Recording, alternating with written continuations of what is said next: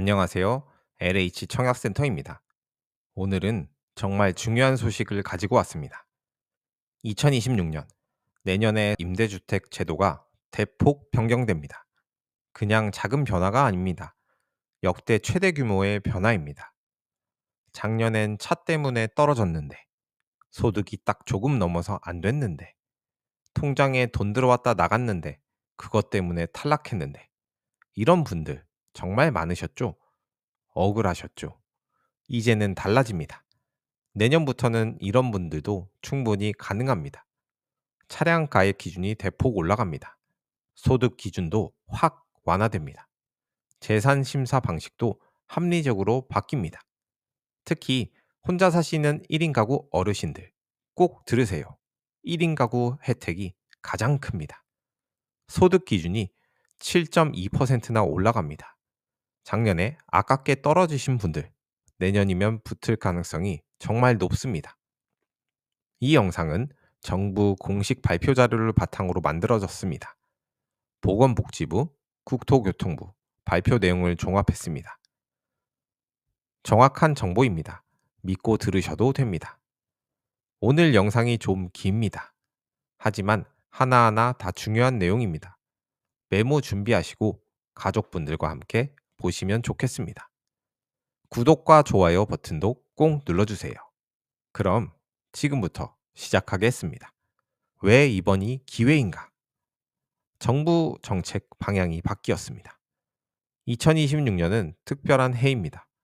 정부가 저소득층 주거 지원 정책을 전면 개편합니다. 왜 이렇게 큰 변화를 주는 걸까요? 이유가 있습니다. 첫째, 초고령 사회 진입입니다. 고령 인구가 폭증하고 있습니다. 특히 1, 2인 가구 어르신이 급증합니다. 이분들을 위한 주거 지원이 절실한 상태입니다. 둘째, 기존 기준이 너무 빡빡했습니다. 실제로 어려운 분들이 차 때문에 소득 몇만 원 차이로 탈락했습니다. 정책 취지는 좋은데 너무 깐깐하다는 불만이 많았습니다. 셋째, 물가 상승을 반영해야 합니다. 차값도 올랐고 생활비도 올랐습니다. 5년 전 기준을 그대로 쓰면 안 됩니다. 현실에 맞게 조정해야 하기 때문에 변화가 시작됐습니다. 이런 이유들로 정부가 전면 개편을 결정했습니다. 그래서 2026년 역대 최대 변화의 해가 되는 것입니다. 작년에 떨어진 분들에게 기회가 옵니다. 특히 강조하고 싶은 게 이겁니다. 작년에 떨어지셨다고 포기하지 마세요. 기준이 바뀌었으니 다시 신청하세요. 작년에 안 됐는데 올해도 안 되겠지 하고 포기하신 분들이 많습니다. 안타깝습니다. 기준이 완전히 달라졌는데 시도도 안 하시면 손해입니다. 실제로 사례를 보면 작년에 차량가액 초과로 떨어진 분들이 내년 기준으로는 여유 있게 통과합니다. 소득 몇만 원 차이로 떨어진 분들도 내년엔 충분히 범위 안에 듭니다. 이런 분들이 수만 명입니다.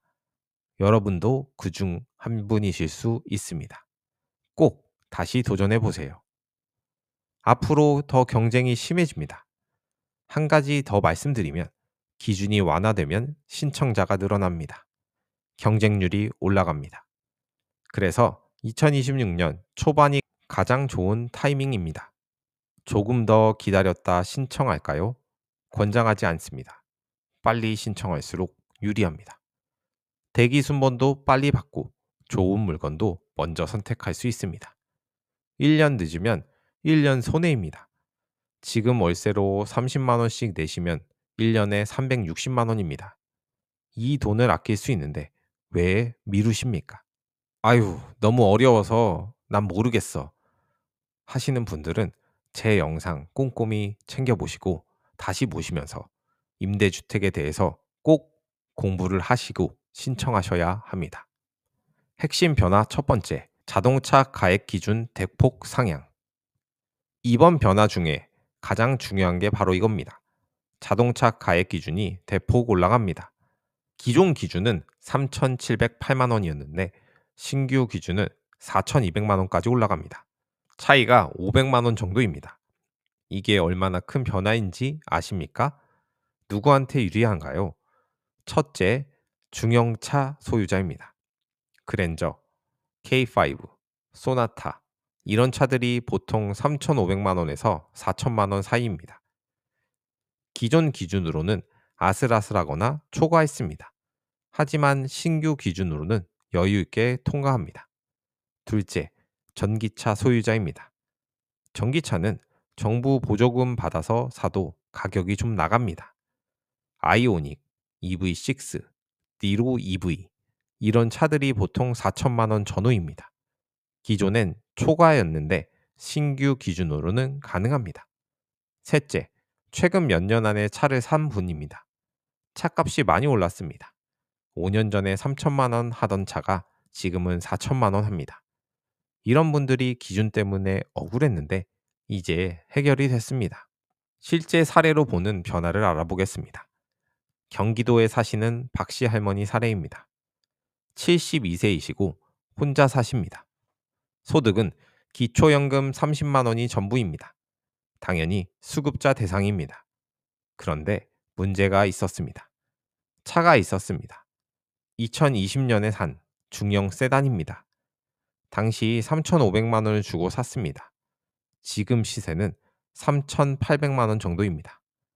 작년에 신청했다가 떨어졌습니다. 차량가액 초과였습니다. 3,700만 원이 기준인데 3,800만 원이니까 90만 원이 초과입니다.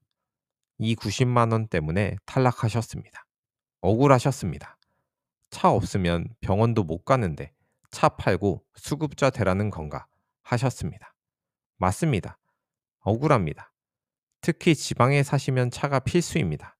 그런데 내년 기준으로 다시 계산해 봤습니다. 4,200만 원이 기준입니다. 박씨 할머니 차는 3,800만 원입니다. 400만 원의 여유가 있습니다. 충분히 통과입니다. 박씨 할머니는 내년 1월에 다시 신청할 예정입니다. 이번엔 붙을 겁니다. 차도 그대로 유지하고 수급자 혜택도 받고 일석이조입니다. 차량가액 어떻게 확인하나?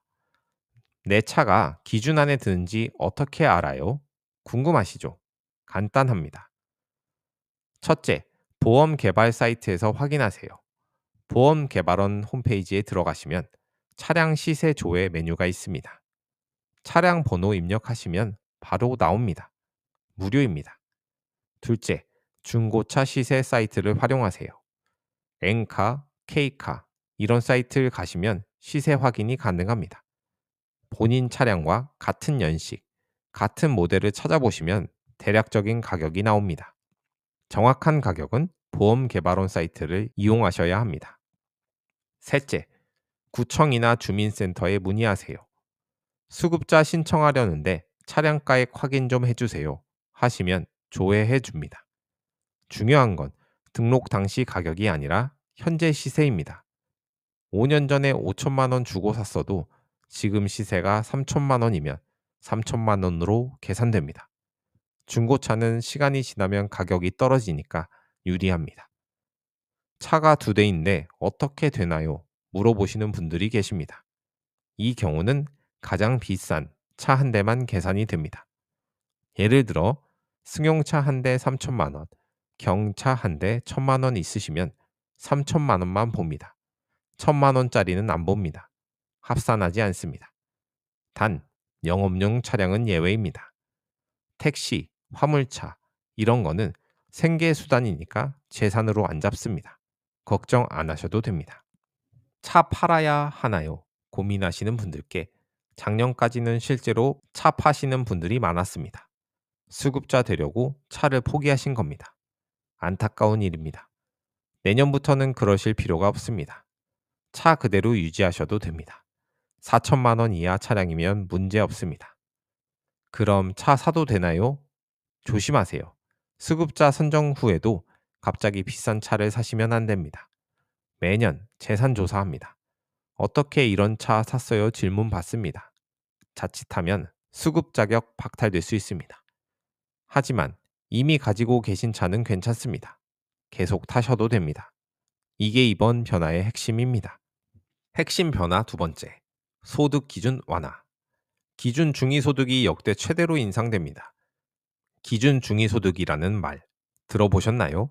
이게 모든 복지 혜택의 기준입니다. 생계급여, 의료급여, 주거급여, 교육급여 다 이걸 기준으로 정합니다.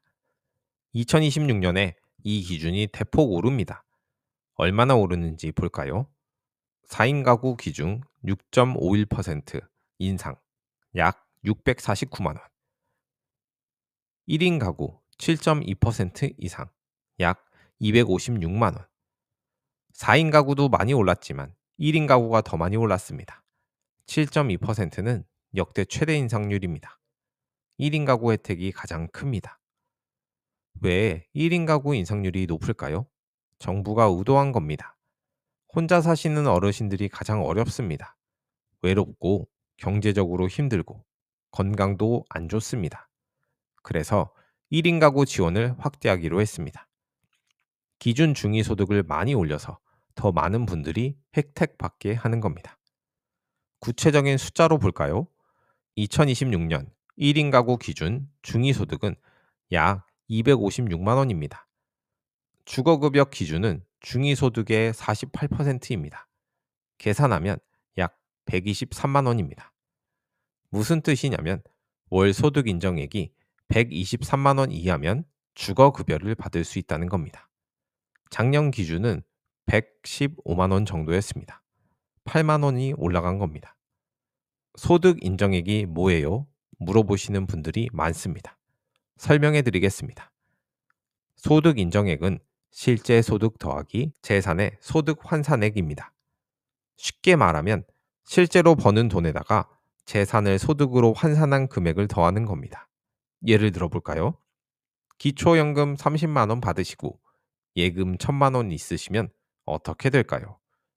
실제 소득은 30만 원, 재산의 소득 환산액은 1,000만 원 나누기 2 나누기 12, 약 4만 원입니다. 그렇게 되면 소득 인정액은 34만 원이 되는 겁니다. 이렇게 계산이 됩니다. 소득 인정액 34만 원이면 생계급여 기준도 안 되고 주거급여 기준도 여유 있게 통과합니다. 작년에 소득 초과로 떨어진 분들 꼭 다시 계산해 보시기 바랍니다. 기준이 올라가서 이번엔 될 수 있습니다. 서울 강서구에 사시는 김씨 할아버지 사례입니다. 78세이시고 혼자 사십니다. 국민연금 월 60만 원 받으십니다. 예금 2천만 원이 있으십니다. 작년에 주거급여 신청했다가 떨어졌습니다. 소득 인정액이 118만 원 나왔는데 기준이 115만 원이었습니다. 3만 원 초과입니다. 이 3만 원 때문에 탈락하셨습니다. 억울하셨는데 국민임대 60만 원 받는 게 많은 건가? 이걸 월세로 내고 병원비 내고 생활비 쓰면 남는 게 없는데 하셨습니다. 그런데 내년 기준으로 다시 계산했습니다. 기준이 123만 원입니다. 김씨 할아버지 소득 인정액은 118만 원이었습니다. 5만 원의 여유가 생겨서 이제 통과가 됩니다. 김씨 할아버지도 내년 1월에 다시 신청하실 겁니다. 이번엔 붙으셔서 주거급여 받으시면서 월 30만 원 정도 지원 받으실 겁니다. 1년이면 360만 원입니다. 엄청난 도움입니다. 2인 가구, 3인 가구도 혜택이 있습니다. 1인 가구만 혜택이 있는 것이 아닙니다. 모든 가구가 다 오릅니다. 2인 가구, 3인 가구 기준도 올라갑니다. 2인 가구 기준 중위소득은 약 430만 원, 주거급여 기준은 약 206만 원, 부부가 함께 사시면 합산 소득이 206만 원 이하면 주거급여를 받을 수 있습니다. 작년보다 10만 원 정도 올랐습니다. 3인 가구 기준 중위소득 약 510만 원, 주거급여 기준은 약 264만 원. 손주 한 명 같이 키우시거나 자녀 한 분과 함께 사시면 3인 가구입니다. 합산 소득 264만 원까지 가능합니다.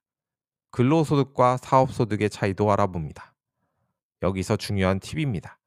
소득 종류에 따라 계산이 다릅니다. 근로소득은 30% 공제됩니다. 100만 원 벌어도 70만 원으로 계산됩니다. 왜냐하면 일해서 번 돈은 어느 정도 인정해 주자라는 취지입니다. 사업소득도 비슷합니다. 자영업 하시면 경비 제외하고 계산됩니다. 매출이 아니라 순이익만 봅니다. 재산소득은 전액 계산됩니다. 임대소득, 이자소득, 이런 건 다 잡힙니다. 공적 이전 소득은 어떨까요? 기초연금, 국민연금, 이런 건 전액 소득으로 잡힙니다. 하지만 기초연금 월 30만 원 정도라 큰 영향은 없습니다. 핵심 변화 세 번째, 주거급여 인상입니다. 주거급여는 월세를 지원해주는 제도입니다. 저소득층이 안정적으로 살 수 있도록 정부가 월세를 대신 내주는 겁니다. 자가주택 있으시면 집 수리비를 지원합니다. 하지만 대부분 월세 지원입니다. 전세나 월세 사시는 분들이 받습니다. 얼마나 받을 수 있을까? 지역과 가구 원수에 따라 다릅니다. 2026년부터 상한액이 올라갑니다. 전국을 4개 급지로 나눕니다. 1급지가 제일 비싸고 4급지가 제일 쌉니다. 1급지는 서울, 2급지는 경기 인천, 3급지는 광역시, 세종시, 4급지는 그 외 지역입니다. 1급지 1인 가구는 월 최대 35만 원 이상 지원받습니다. 작년보다 3만 원 정도 올랐습니다. 2급지 1인 가구는 월 최대 30만 원 수준입니다. 작년보다 2만 원 정도 올랐습니다. 3급지는 월 25만 원, 4급지는 월 20만 원 정도입니다. 중요한 건 실제 월세가 상한액보다 적으면 실제 월세만큼 나온다는 겁니다. 예를 들어 서울 1인 가구인데 월세가 20만 원이면 어떻게 될까요? 상한액은 35만 원이지만 실제로는 20만 원만 나옵니다. 초과분은 안 줍니다. 반대로 월세가 50만 원이면 상한액 35만 원이 나옵니다. 차액 15만 원은 본인이 내야 합니다. 그래서 주거급여 받으시는 분들은 상한액 이하의 집을 구하시는 게 유리합니다. 그래야 월세를 전액 지원받을 수 있으니까요. 1, 2인 가구만 말씀드렸는데 다른 가구도 알려드리겠습니다. 1급지 2인 가구는 월 최대 45만 원 수준, 1급지 3인 가구는 월 최대 45만 원 수준입니다. 가구 원수가 늘어날수록 상한액도 올라갑니다. 당연합니다. 식구가 많으면 큰 집이 필요하고 월세도 비싸니까요. 자가 소유자도 받습니다. 집 있는데도 받을 수 있어요? 네, 가능합니다. 단 주거급여 방식이 다릅니다. 월세 지원이 아니라 수선 유지 급여를 받습니다. 집 수리하는 데 드는 비용을 지원하는 겁니다. 경보수는 250만 원, 중보수는 570만 원, 대보수는 1000만 원 한도로 지원해 줍니다. 지붕 고치고 보일러 갈고 벽 수리하고 이런 데 씁니다. 노후주택에 사시는 어르신들한테 정말 필요합니다. 집이 낡아서 겨울에 춥고 여름에 더운데 수리할 돈이 없잖아요. 이때 주거급여 신청하시면 됩니다. 주거급여와 임대주택을 같이 받을 수 있나요? 좋은 질문입니다. 네, 가능합니다. 임대주택 입주하셔도 주거급여 받을 수 있습니다. 영구임대주택, 국민임대주택, 행복주택 이런 데 사시면서 주거급여 신청하시면 됩니다. 실제 내시는 월세에 대해서 지원받습니다. 예를 들어 영구임대 월세가 10만 원이면 10만 원 지원받습니다. 본인 부담 제로입니다. 완전 무료로 사는 겁니다. 이게 왜 좋으냐면 임대주택은 원래 월세가 싸잖아요. 10만 원, 20만 원 수준입니다. 주거급여로 다 커버가 됩니다. 정말 부담 없이 살 수 있습니다. 핵심 변화 네 번째, 재산심사 명확화. 재산심사 때문에 억울하게 탈락하시는 분들이 많았습니다. 특히 일시적으로 큰돈이 들어왔다 나간 경우입니다. 예를 들어 볼까요? 자식이 치료비로 1000만 원을 보내줬습니다. 그걸로 수술하시고 약 사고 다 썼습니다. 하지만 조사 시점에 통장에 500만 원 남아 있었습니다. 기존에는 이걸 재산으로 잡았습니다. 1000만 원 있네요. 재산입니다. 이렇게 됐습니다. 억울하게 되는 거죠. 치료비로 쓴 건데 일시적으로 받은 건데 이게 재산이라니요. 보험금 받은 경우도 마찬가지입니다. 교통사고로 2천만 원 받았습니다. 그걸로 부채 갚고 치료비 쓰고 생활비 쓰고 다 쓴 건데 조사 시점에 통장에 있으면 재산으로 잡혔습니다. 이런 불합리한 일들이 많았습니다. 그래서 제도를 개선한 겁니다. 사용 내역 중심으로 판단합니다. 2026년부터는 사용 내역 중심으로 판단합니다. 돈이 어디서 왔고 어디에 썼는지 확인합니다. 치료비로 썼으면 치료비 영수증 제출하세요. 인정해 줍니다. 재산에서 제외합니다. 부채 상환으로 썼으면 부채 상환 증빙 서류 내세요. 인정해 줍니다. 재산에서 차감합니다. 집수리로 썼으면 수리비 영수증을 내세요. 인정해 줍니다. 경북 안동에 사시는 최 씨 할머니 사례를 알아보겠습니다. 76세이시고 혼자 사십니다. 기초연금 30만 원이 전부였습니다. 작년에 자식이 1,500만 원을 보내줬습니다. 아들이 모아둔 돈입니다. 엄마 아프시니까 병원비로 쓰세요 하고 보냈습니다. 최 씨 할머니는 그 돈으로 무릎 수술을 했습니다. 800만 원이 들었습니다. 보청기도 사서 200만 원이 들었습니다. 집 보일러도 고쳐서 300만 원까지 썼습니다. 합계 1,300만 원을 썼습니다. 남은 돈 200만 원을 생활비로 조금 쓰다가 조사 시점에 통장에 100만 원이 남아 있었습니다. 기존 방식대로라면 어떻게 될까요? 재산으로 잡힙니다. 소득 인정액이 올라갑니다. 기준을 초과해서 탈락할 수 있습니다.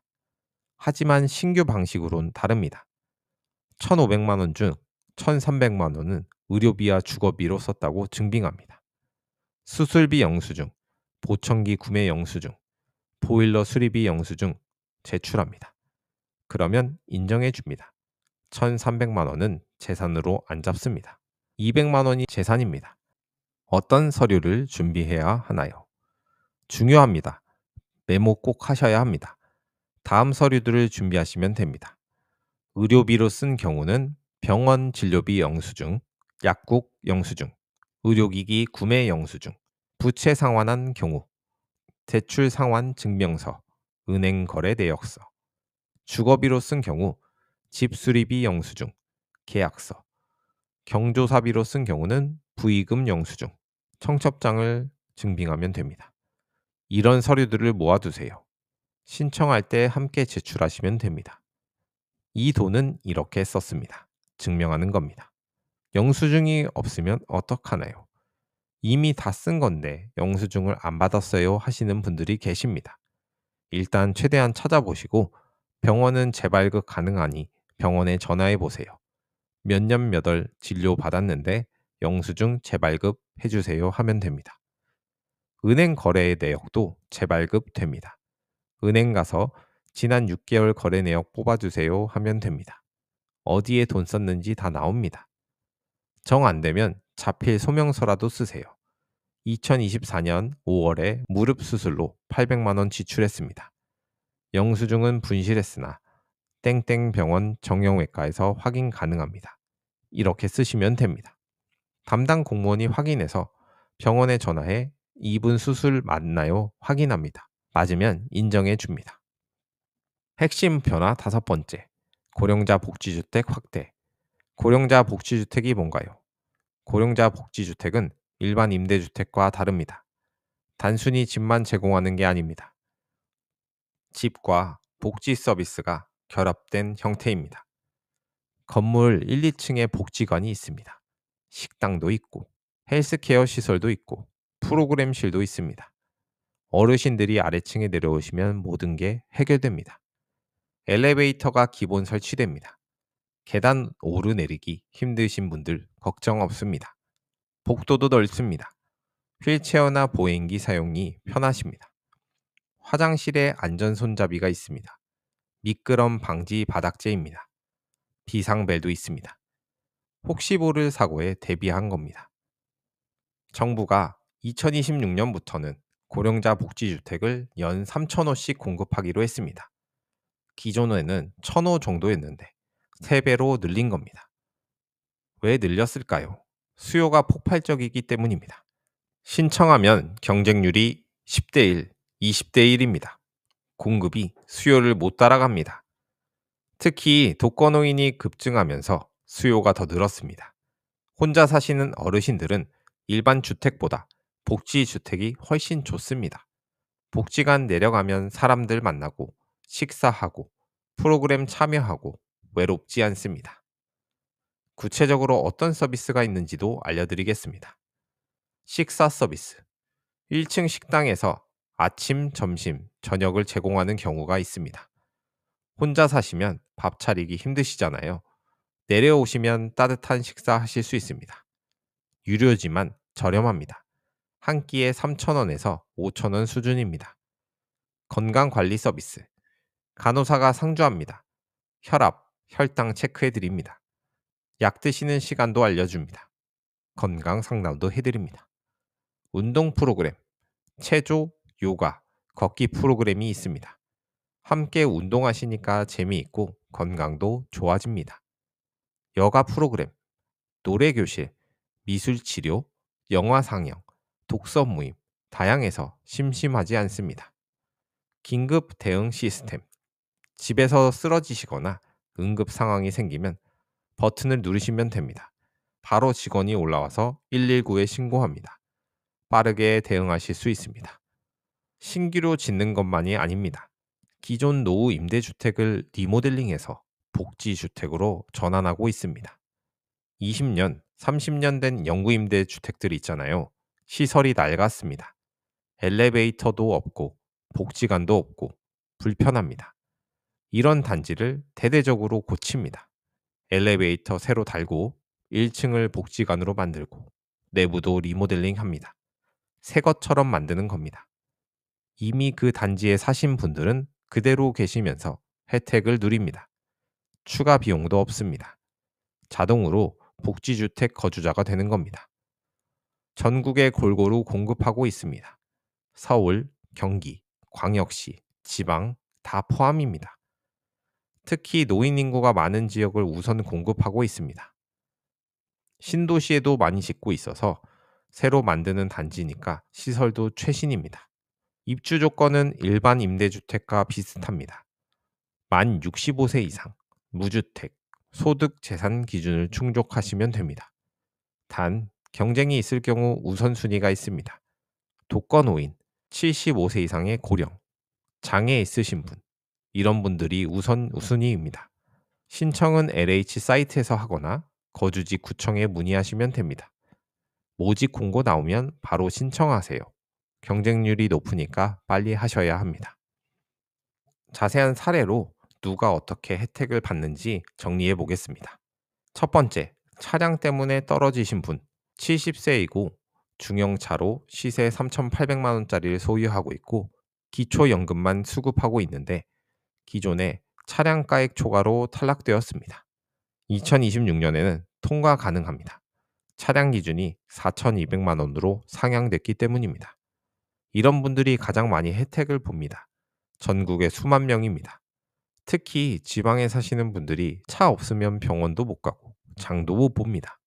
기존에는 차 팔고 수급자 되라는 건데 말이 안 됩니다. 내년부터는 차 그대로 유지하면서 혜택 받을 수 있습니다.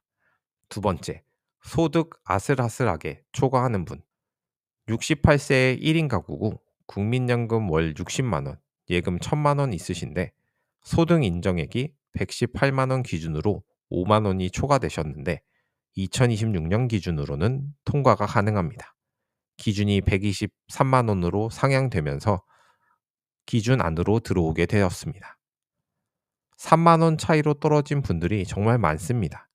국민연금 60만 원이 많은 돈입니까? 그걸로 생활하기도 빠듯한데요. 내년부터는 이런 분들 다 구제됩니다. 기준이 올라가서 여유 있게 통과합니다. 세 번째, 일시적 목돈 받은 분. 74세 보험금 2천만 원 수령. 치료비 대부분으로 사용. 기존에는 잔액이 500만 원이면 재산으로 잡혀서 탈락했지만 2026년은 통과가 가능합니다. 치료비 사용 내역을 증빙하면 인정이 됩니다. 이런 분들도 많습니다.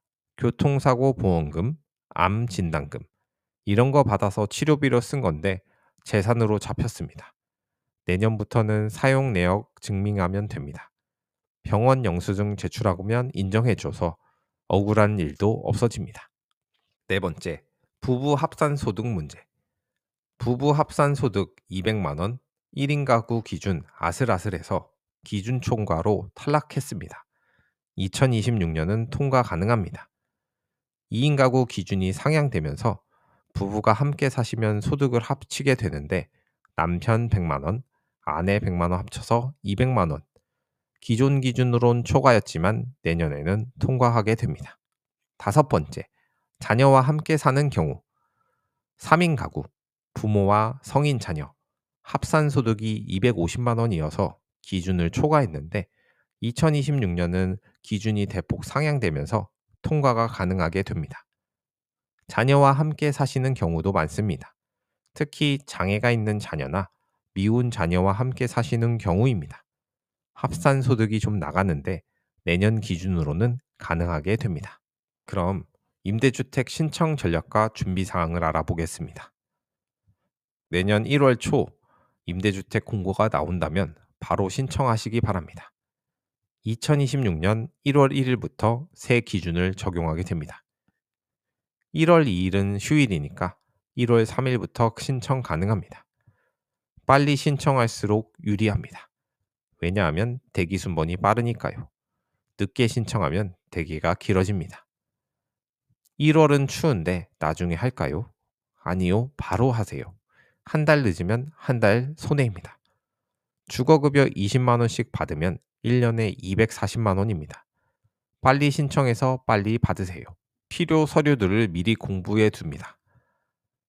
기본 서류는 신분증, 주민등록 등본, 가족관계 증명서, 통장 사본, 소득 관련 서류, 국민연금 수급 증명서, 기초연금 수급 증명서, 근로소득 원청 징수 영수증, 재산 관련, 차량 등록증, 부동산 등기부 등본, 예금 잔액 증명서, 사용 내역 증빙, 병원 영수증, 부채 상환 증명서, 수리비 영수증 등 이것들을 미리 알아두고 미리 챙길 수 있는 건 챙겨둡니다. 차량 시세도 미리 확인하세요. 차 있으신 분들 꼭 시세 확인하세요. 보험 개발원 사이트에 조회하시면 됩니다. 4,200만 원 이하면 안심하시면 됩니다. 만약 4,300만 원에서 4,500만 원 이렇게 아슬아슬하다면 일단 신청은 하시기 바랍니다. 실제 심사에서 감정평가가 들어갑니다. 보험 개발원 시세보다 낮게 나올 수도 있습니다. 소득 인정액 계산해 보시기 바랍니다. 정확하게는 어렵지만 대략은 알 수 있습니다. 복지로 사이트에 가시면 모의 계산 메뉴가 있습니다. 소득, 재산 입력하시면 자동으로 계산해 줍니다. 신청 가능이 나오면 바로 신청하세요. 신청 불가가 나와도 포기하지 마세요. 모의 계산은 참고용입니다. 실제 심사에선 다를 수 있습니다. 신청해 보시고 탈락해도 이의 신청도 해보세요. 60일 안에 이의 신청하시면 재심사 받을 수 있습니다. 그리고 떨어지게 되면 왜 떨어졌는지 꼭 물어보셔야 합니다. 이유를 정확히 알아야 다음번에 신청할 때 그거를 확인해서 신청할 수 있습니다. 차량가액 때문인지, 소득 때문인지, 재산 때문인지 이유를 알고 나서 정확히 추가 서류를 준비해야 합니다. 추가 서류를 준비하세요. 예를 들어 재산 때문이면 사용 내역 증빙 서류를 더 준비해서 내세요. 재심사에서 통과하는 경우가 많습니다. 혼자 하기 어려우면 전문가의 도움을 받으세요. 주민센터, 사회복지 담당 공무원한테 물어보세요. 친절하게 알려줍니다. 복지관에도 상담 서비스가 있습니다. 무료입니다. 전화하거나 방문하시면 도와줍니다. LH 고객센터 1600-1004에 전화하셔도 됩니다. 임대주택 관련 문의 받습니다. 이어서 실제 사례를 자세히 알아보겠습니다. 인천 김씨 할아버지 72세 독거노인으로 중형차 3,800만 원짜리 차를 소유하고 있고 기초연금 30만 원 수령 중. 주거급여와 영구임대주택을 신청했지만 차량가액 초과액으로 탈락. 차를 팔아야 하나? 차 없으면 병원도 못 가는데. 2026년 재신청. 차량 기준이 4,200만 원으로 상향. 결과는 통과. 주거급여 월 30만 원 수령, 영구임대 예비 입주자 선정. 차도 그대로 타고 월세 지원도 받고 정말 감사합니다. 이어서 자주 묻는 질문에 대해서 알아보겠습니다. 작년에 떨어졌는데 또 신청해도 되나요? 네, 당연히 됩니다. 오히려 꼭 신청하셔야 합니다. 기준이 바뀌었으니 다시 신청하는 게 당연합니다. 작년 탈락 이력은 불이익이 없습니다. 신청하면 얼마나 걸리나요? 주거급여는 한 달 정도 걸립니다. 임대주택은 예비 입주자 선정까지 한 달, 실제 입주까지는 몇 개월에서 1, 2년 정도 걸릴 수 있습니다. 물건이 나와야 입주할 수 있으니까요. 차를 나중에 바꿔도 되나요? 조심하세요. 수급자 선정 후에 갑자기 비싼 차로 바꾸면 안 됩니다. 매년 재산 조사합니다. 적발되면 자격이 박탈될 수 있습니다. 고장나서 비슷한 가격대로 바꾸는 건 괜찮습니다. 자녀가 도와주는 돈은 소득인가요? 정기적으로 일정 금액을 받으면 소득으로 봅니다. 하지만 비정기적으로 의료비나 생활비 목적으로 받는 건 일시적 증여로 봅니다. 이건 사용 내역 증빙만 하면 인정받을 수 있습니다. 집이 있는데 주거급여를 받을 수 있나요? 네, 가능합니다. 자가 소유자는 수선 유지 급여를 받을 수 있습니다. 집 수리 지원입니다. 단, 집값이 너무 비싸면 안 됩니다. 재산 기준 내에 있어야 합니다. 예금이 얼마까지 가능합니까? 명확한 기준은 없습니다. 총 재산, 집, 예금, 차 등을 합산한 기준이 기준 내에 있으면 됩니다. 일반적으로 예금 3천만 원 이하면 크게 문제 없습니다. 그 이상이면 소득 인정액 계산에 영향을 줍니다. 형제 자매가 부자면 불리한가요? 아니요. 형제 자매 재산은 안 봅니다. 본인과 배우자, 같이 사는 직계 존비속만 봅니다. 따로 사는 자녀 재산도 안 봅니다. 국민연금 더 받으면 안 되나요? 소득 기준 내에 있으면 됩니다. 국민연금이 많아도 소득 인정액 기준 이하라면 괜찮습니다. 다만 국민연금이 많으면 기준을 초과할 가능성이 높긴 합니다. 신청 비용이 드나요? 전혀 안 듭니다. 무료입니다. 서류 발급비 몇천 원만 들지만 신청 자체는 공짜입니다. 혼자 신청하기 어려운데 어떡하나요? 주민센터에 가세요. 사회복지 담당 공무원이 도와줍니다. 복지관에 전화하셔도 되고 자녀분이나 친척분이 대리 신청도 가능합니다. 마지막으로 핵심 체크리스트를 알아보겠습니다. 신청 전에 꼭 확인하세요. 하나씩 체크해 보시면 됩니다. 나이, 만 65세 이상인가? 무주택, 집이 없는가? 차량 시세가 4,200만 원 이하인가? 소득 인정액이 기준 이하인가? 재산, 총 재산이 기준 이하인가? 서류, 필요 서류를 준비했는가? 증빙, 사용 내역 증빙 서류, 해당 시에 준비했는가? 신청 방법, 어디서 어떻게 신청하는지 아는가? 일정, 1월 초에 바로 신청할 계획인가? 문의, 궁금한 점은 미리 확인했는가? 이 10가지를 다 체크하셨다면 준비 완료입니다. 1월부터 신청 준비하세요. 2026년은 정말 중요한 해입니다. 제도가 대폭 바뀝니다. 핵심만 다시 정리하겠습니다. 첫째, 차량가의 기준이 4,200만 원으로 올라갑니다. 중형차, 전기차 있어도 됩니다. 둘째, 소득 기준이 완화됩니다. 특히 1인 가구가 7.2%나 올라갑니다. 작년에 떨어진 분들 다시 도전해 보세요. 셋째, 주거급여가 인상됩니다. 서울 1인 가구는 월 35만 원 이상 받습니다.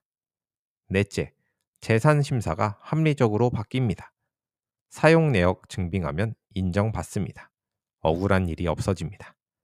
다섯째, 고령자 복지주택이 연 3,000호 공급됩니다. 집과 복지 서비스 받으실 수 있습니다. 이 5가지만 기억하세요. 그리고 1월 초부터 신청하세요. 늦으면 손해입니다. 작년에 떨어졌다고 포기하지 마세요. 기준이 바뀌었습니다. 차 때문에 소득 몇만 원 차이로 일시적 목돈 때문에 떨어진 분들 모두 다시 기회가 생겼습니다. 주변에 어르신 계시면 이 영상 꼭 공유해 주세요. 정보를 아는 사람이 혜택을 받습니다. 모르면 손해를 봅니다. 댓글로 여러분의 상황을 공유해 주세요. 저는 이런 경우인데 가능할까요? 물어보시면 최대한 빠르게 답변해 드리겠습니다. 구독과 좋아요 버튼 꼭 눌러주세요. 알림 설정까지 해주시면 유용한 정보 빠르게 받아보실 수 있습니다. 2026년 여러분 모두 좋은 결과 있으시길 진심으로 기원합니다. 포기하지 마시고 꼭 도전하세요. 제도를 아는 사람이 혜택을 받습니다. 여러분의 안정적인 주거를 응원합니다.